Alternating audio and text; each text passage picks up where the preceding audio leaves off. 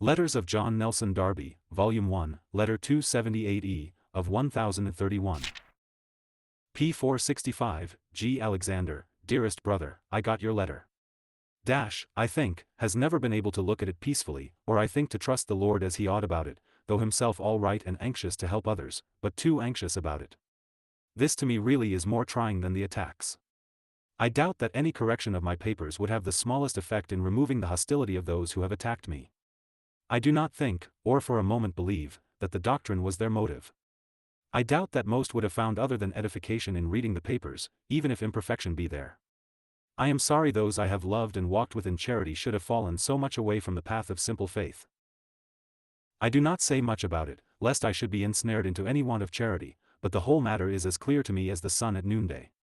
It is to me very bad indeed, and therefore I say nothing about it. I certainly had rather been myself than they at present, but I greatly prefer remaining quiet. The fruits of righteousness are sown in peace. The Lord has his own wise and blessed reasons for allowing it, and I bow before it. I do not mean, if occasion occurs, I should not republish my tract on the sufferings, correcting, or noticing what had to be corrected, but I have no thought of entering into the strife of tongues. I have replied to those who wrote to inquire. Charity demanded that, but I have no thought of defending myself against attacks.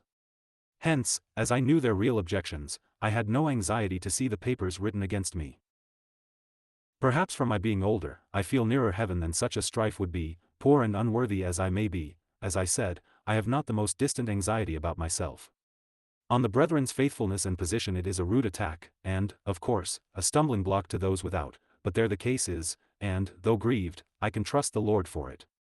I mourn that those I have loved should come to be tools in Satan's hands, but in some respects I am not surprised, nor should I, if in part it should go farther and surprise others, the gracious Lord avert it.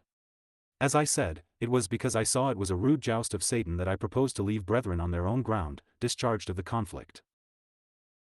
I ask myself how far in anything I have given occasion to it before the Lord, but my only anxiety is as to the testimony, and the hindrance to souls, and for that I look to the Lord.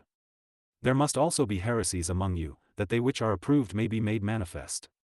I shall not trouble any brethren who might be troubled by my presence. I am satisfied with the approbation of Christ if I have that. He will judge who has sought his glory, and who has not. I inquire with myself what state of the brethren, if such there was, gave occasion to the Lord to allow this trouble to come upon them. I am sure in quietness and assurance will be their strength. If it was leaning on me, it was of course so much the better. If it was Paul, it was God working in them, not Paul. Your affectionate brother in Christ. New York, November 22, 1866. 51278E.